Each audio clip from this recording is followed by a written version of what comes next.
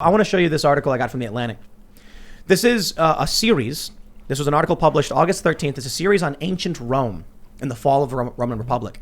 And it's really, really quite interesting. Now, this guy writing for The Atlantic, it's a mainstream media thing. It's a left wing. He basically says the Trump supporters live in fantasy land and they're reactionaries. Clearly doesn't like Trump supporters. But here's what he says. Will the Trumpist party similarly ultimately prevail once they cross the Rubicon?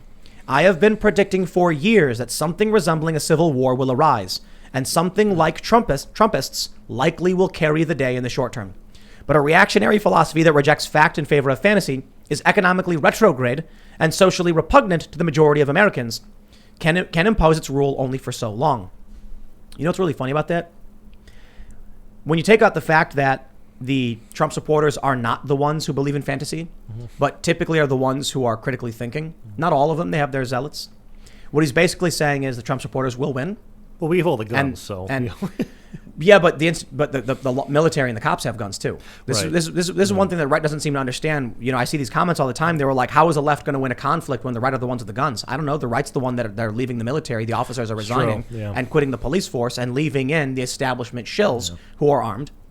But in this, if you're operating under the presumption that Trump supporters are going to win, and then say, but they can't hold power for long because, you know, insert disparaging comments about Trump supporters. Okay, well, if you look at the right, if you look at the thought leaders on the right, they're typically critical thinkers. They're biased. Like Daily Wire is a conservative biased site, but they don't post lies. Correct. Then the reality is it's the left that's retrograde and reactionary and in favor of fantasy. They think the economy is good right now. Yeah. No, so what they're really saying is this guy, based on his assessment of ancient Rome and what's happening now, thinks there will be a civil war and the Trump side will win. I wonder too, like when people say civil war, like, do they literally mean for the entire country, or do they just mean like in some region of it, you know, will be taken over? Because like it would be the entire country. Like, so we just got to claim Alaska and Hawaii somehow? It's just no in the package, or so people. The problem with Americans is that their view of civil war is based on one of the most unique internal conflicts in history. The American Civil War was a union of states of different jurisdictions aligning against each other, whereas most civil wars are factions fighting everywhere in the country at the same time. So if you look at the Spanish Civil War and see like the different pockets that emerged of the Republicans versus the communists or whatever, and then they're fighting each other and then gaining more and more ground, and eventually they take over. I think Spain went, you know, military dictatorship or whatever. That's like, oh, okay, that's how a civil war operates. But Americans are like, there was the Mason-Dixon line, and then West Virginia became a state, and Virginia separated. And it's like, that's because each state was basically a country. Right. Was a sovereign state. And so when the Union got shaky, states seceded of their own accord without what other states thought. And then because of the conflict, the Confederacy joined forces to defend themselves against the Union. And that's why they called it the War of Northern Aggression. Was there a big call from the citizenry to go to civil war, the American Civil War? Was that all like a government's? I think it was a government thing. All the governors just decided, right? Not a governor thing. I think it was a government thing. I mean, the legislatures, and I think regular people didn't want it. But nothing could be done. I mean, first and foremost, slavery. Here's the other difference between a modern civil war and the past civil war. You can argue, and I think this, I agree with this, that slavery was so morally repugnant. Going in to stop slavery was a cause in unto itself.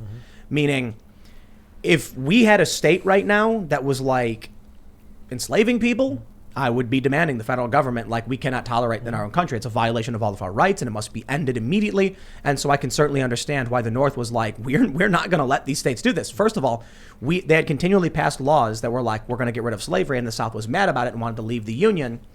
War breaks out. But when you have that moral issue, and I think everyone agrees, like, you know, it was a good thing to end slavery. I agree, slavery was really bad. Well, that's the thing. Like, name a person right now. Right. I'm sure there are some crackpot, you know, individuals and racists who are like angry about it, but 99.99% of everyone agrees. Right. It turned out properly. It was the right thing. Today, we do not have that moral issue. Our moral issues are like, I live in the mountains of West Virginia and I want to own a gun. Well, I'm from New York and I think you shouldn't be allowed to have one. Could you imagine? That makes no sense. There's no one's going to invade West Virginia to end the moral repugnance of gun ownership. And no one from West Virginia is going to go invade New York to stop them. They're going to be like, what's going to happen is West Virginia's going to be like, we out. Yeah. I also had this thought, too, in my various dreams of secession. I had this thought that, like, I think the biggest divide, too, is urban-rural, in that even if a state were to succeed, its population centers are probably still going to be left-wing and still have outsized influence, even if, people, in the majority of the square mileage of it are right-wing. So, and I know this would never happen, but like, I don't know if it would make more sense to have, sort of city-states for liberals and then, everything else for the conservatives. They'd fall in I don't 2 know. seconds. Yeah. They'd fall in 2 seconds. I think it is true that even in West Virginia, the states are blue. It's the craziest thing. People should check this out. Come to West Virginia. Go to central West. We were in central West Virginia in some small town. And the bars got the trans rainbow flag. Oh, Jesus. And I'm like, we're in Why? central West Virginia. And I'm like, I don't understand why even small urban centers become leftist. The internet. Yeah, everything's the internet. Yeah. I mean, there's actually a really interesting book by Jonathan Haidt, and he points out that conservatives and liberals actually have different brain structures, and that we are just fundamentally different, and it could just be naturally people with more left-leaning and progressive views tend to congregate among other people, and Weaker people who need support and want to mooch off others. And conservatives is kind of like, space, and like there's been polls, and it's like with conservatives, would you rather have to drive 10 minutes to get somewhere or walk 10 minutes? And most liberals will say, oh, I'll walk to the store. Most conservatives would prefer the drive, and those traits just kind of self-select you into that kind of lifestyle. Yeah. Yeah. Jonathan Haidt's research is fascinating. Liberals have only 2 of 6 moral foundations. Yes. Care and fairness. Conservatives have all 6, and libertarians only have 1. What's theirs? Liberty. That's it. Yeah, it's in the the name, only thing. Yeah. So you can take these tests to weigh your moral foundations, and when I take the test, it comes up left liberal, but it's because I have a little bit more care and fairness, and then a slight balance across the board. Liberty, care, and fairness for me are really, really high, and I think that really makes sense. I'm left-wing on a lot of policy issues, but I favor more liberty, which means I'm typically in opposition to the authoritarianism. And then when it comes to the other moral foundations, I do have them more than the average liberal. But watching libertarians take the test, because some of these questions, like, I can't even say what some of the questions are. Like, oh man, there's questions about incest. Yes. Oh. Yeah, and Oh, so cool. libertarians are Spicy. like 0 on these other moral foundations, and liberty's 100 because they're like, I don't care what you do, get the government out. And I'm like, I don't. I've got because there's purity, there's loyalty, there's authority, liberty, care, and fairness. I think are the So purity is like there's a reason for that moral foundation because, and I was reading about it. I think purity has a lot to do with disease. That people who didn't care about like debauchery would be more likely to spread diseases. So you end up with certain traditions emerging of being clean and being, pure. You even see that like in religion, like not eating shellfish. And it's like, well, at that time, that actually was a pretty, brilliant suggestion. pork. Yeah, and pork, yeah. Yeah. Which, broken, but... Yeah. Well, now we've gotten better at, cleaning and cooking and everything, so it's safer, but you can see those things still exist. But I'll add one thing to this too.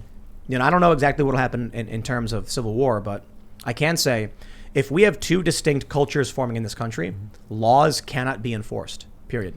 So the example I give is that, I don't know if you've ever seen these books, it's like Wacky Laws, the U.S. still has. Oh, yeah, there's a million of them, yeah. But why don't we enforce those laws? Like you can't take showers on Tuesdays in Rhode Island. Yeah, we just know intuitively it's absurd, and I mean... At the time, it made sense. Yeah, at the time, yeah. So I'm not saying Rhode Island literally bans showers, but there are places in the East Coast that were like, you can't shower on Tuesdays. Why? Well, maybe because Tuesday was the day they allotted to the farmers to get access to the fresh water so they could, farm their crops, and you couldn't be... Well, and then there's some things where it's like you can't put pies on the windowsill on Sunday mornings.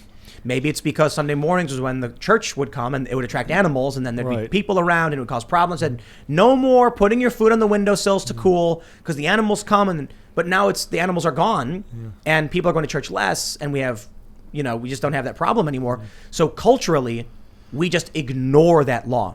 Now, what happens when you have 2 distinct cultures? And then you have a law in the books, which is... It's like guns. It happens a lot, actually. Yeah. What's that law? It's old. That old law that they were like, are they going to invoke the Insurrection Act? Is that what it is? Some old law. Oh, the about, riots? about like not sending a spy overseas or something. Oh, The Logan Act. Yeah. The Logan Act. The guy that the act is actually named after lobbied a foreign government after the act was passed, so it didn't even deter him when it was passed. Yeah, they tried to get Michael Flynn on it. It was And it makes no sense. It's never been used. Not to plug my own work, but I did a book where that was a section of it with one Gino. Isn't there an argument that Mark Milley may have violated the Logan Act? He was discussing U.S. military policy with foreign adversaries. I mean, I would say yes, but it won't matter in that it's never been enforced. So, and that's where it comes down to. Yeah. If Republicans actually had power, no, Republicans the wrong word. Lindsey Graham wouldn't do anything. If conservatives, Trump supporters, had power, Hillary Clinton would be indicted. Tons of the Russiagate people, all these people who lied, would be indicted, just across the board for all the lies they put out. They'd find something. You got that one lawyer who lied. The Alpha Bank. What's his name? Sussman? Is that his name? Yeah. Yeah. Wow. I mean, me and Bongino debunked that like 4.5 years ago, and it's just funny, like the news cycle where I'm going, "Oh, we were right about all that." That's kind of cool. What's the story? A lawyer fabricated evidence. He claimed that there was a server in a Trump Tower that was communicating with a Russian bank called Alpha Bank. And it turned out to just be complete bullshit, basically. Yep. Whoa. And Hillary Clinton was tweeting it, and John Podesta was tweeting it, and all these journalists were like, Trump's secret server, and it was fake. The whole Michael Flynn with the Logan Act, he was called while he was on vacation. The people who called him knew that they were going to he knew he was going to be getting called by a Russian ambassador. Because he's on vacation, there's no way for him to prevent his call being intercepted. So the whole thing's getting recorded. And then that's kind of what led to his downfall under Trump. And they started mentioning the Logan Act. And I'm going, well, why would you mention the Logan Act to take this guy down when it's never been invoked? Only if this whole thing was planned, so you could try to find some sort of reason to get rid of the guy. Look, and it worked. You look at everything we talked about already. Yeah. The border's so porous, illegal immigrants are going back and forth. Yeah. There's no border. Biden's watching it crumble. The economy's in shambles. The system of the separation of powers has completely gone. And we had in the past 5 years fake indictments or I mean literally against a political party, a political group, for the sake of power. And we don't even really have three branches anymore, because as we were talking about earlier, the CDC is just creating law out of thin air, and other agencies, and it's up to us to say, oh, actually, you can't do that. And when the Supreme Court told Biden the eviction moratorium was illegal, he went, I'll do it anyway. Yeah. And the Supreme Court could do nothing to stop him. Yep. So you look back at the Russiagate stuff, and I think a lot of people said the country was done when that stuff came out. Michael Flynn goes to an informal meeting at the White House, and he gets asked, so did you talk to a Russian ambassador? And he goes, no. And they go, okay. Then later they come back, you lied to us. That's a crime. It was actually a bit more complicated than that. So they bring him in for questioning. As they're questioning him, they have a transcript. I thought it was informal, though. Like, it wasn't... Yeah, it was like two guys. It was Peter Strzok and someone else. So they bring him in for questioning. Like, he didn't know he was being investigated. No. So they just bring him in for routine questioning. And he did admit to the call. He told all the contents of the call. And they, as they're questioning him, have a transcript of the call in front of them. Meaning they're not asking him to get the truth of what happened. They're trying to see if he's trying to deviate. And then they report back, no, there was no irregularities. And then somehow in the chain of command, and I have no idea how, it changes to he lied about his call. Even though the agents had notes saying he didn't lie. And there was that document that came out where, like, Clapper and Biden had a meeting, and they were like, how can we get this guy? Yeah. It was the Democratic Party and what they did with Russiagate and what Vindman did with Ukraine. Yeah. These people are... Man, I don't know the right word. It's sedition. Like, I honestly, like, when I first started writing Spygate, I was like, this will be interesting, but like, it can't be that crazy. And it turns out, like, the sort of like type of politics you see in a movie is actually more real than you'd think. Let's break this down. Yeah.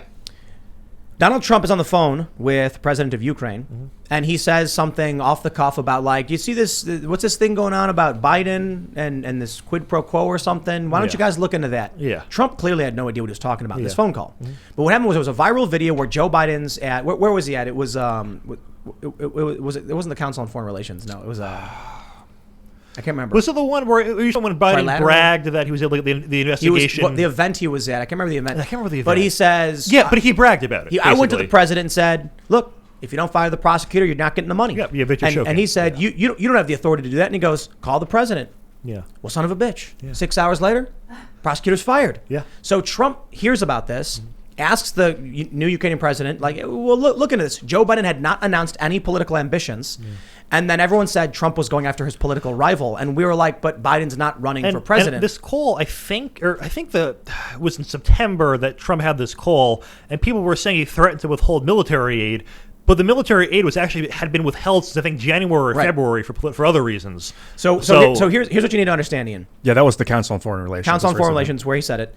Biden admits brags that he said he would withhold foreign aid in exchange for getting a guy fired. The media said, but we do this all the time. We pressure countries for this reason. So when Donald Trump says, I want you to investigate what happened with this, they called that a quid pro quo, even though Trump didn't ask for anything. So here's what really happens. They claim that Donald Trump was abusing his power by trying to use Ukraine to go after his political opponents. What really happened was that Joe Biden shut down, whether on purpose or not, an investigation, many investigations, but some into Burisma, where his son happened to be on the board. Mykola Zlochevsky, the founder of Burisma, had fled Ukraine. Biden comes in, gets the prosecutor fired. Zlochevsky returns. Trump comes back in and says, I want this investigated. Zlochevsky flees again. But the media comes out and says Trump was the criminal. Joe Biden flew on Air Force Two with his son to China to negotiate a private equity deal. But Trump's colluding with Russia. Michael Flynn, I think he was talking to Sally Yates. And he said, yes, she's the one who first pitched the maybe he voted the Logan Act, leading me to believe she was sort of behind it. He said, I think China is a greater adversary than Russia. And then all of a sudden she was like, oh, geez, oh no, he's colluding with Russia, trying to downplay it. The reality is, I think China, according to Mike Pompeo, has infiltrated every level of our country and government. That's what he said. You've got the 1,000 Talents program where they're actually hiring our own professors to give away our research back to them. You've got Chinese individuals being caught carrying infectious diseases and creating them and bringing them illegally through the U.S. And then strangely, when Michael Flynn says, I think China's a bigger threat, all of a sudden there's alarm bells going off in the Democratic Party, and they seek to then get indictments. And Russiagate was fake. It was years where even I was like, well, this is interesting. We should absolutely look into this. And then afterwards, it's over. Rachel Maddow's on the verge of tears. Listen, you didn't understand. When I say these people are evil, dude. Oh. And the NPC default liberals who line up behind them and in the millions to vote for them because they're in this matrix. This is a whole new, this is a level of depravity that cannot be described in words. Whole new paradigm.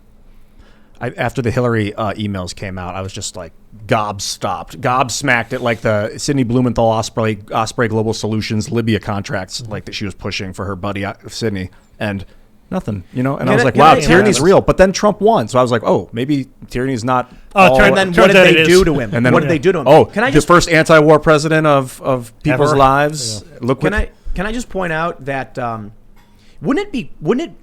Okay, imagine you lived in a country. And a high-ranking cabinet member in the executive branch had a nonprofit that was taking in millions of dollars from foreign governments, and the nonprofit was named after this individual in the cabinet in the executive branch. I mean, surely that would shock people to their cores. When say imagine Saudi Arabia was giving tens of millions of dollars to this, and we'll call it the Blinton Foundation, just as while they're pick a name, Secretary of State, and we'll call it the Blinton Secretary. And you get the point. The Blinton Foundation, and then as soon as this individual doesn't win the election, the very donations corrupt, dry up. very corrupt, and that was the first time the email scandal was the first time I saw it very clearly. Because it was very obvious. If you looked at the emails and you looked up Sidney Blumenthal and you wanted to look at she was directly instructed by Obama not to work with Sidney. And she was just doing it because he was an old Clinton advisor. For 30 years he's worked with the Clintons. It's terrifying. Doesn't mean that it's impossible. Thanks for checking out this clip from the Timcast IRL podcast. If you want to see the full show, come back to this channel, youtube.com/TimcastIRL, Monday through Friday at 8 p.m., where you can leave comments and super chat. And we actually will read your comments on the show. Don't forget to like, share, subscribe. And if you want exclusive members-only content, segments you can't get anywhere else, go to timcast.com, become a member, and we even have full bonus episodes. Thanks for hanging out, and we'll see you all next time.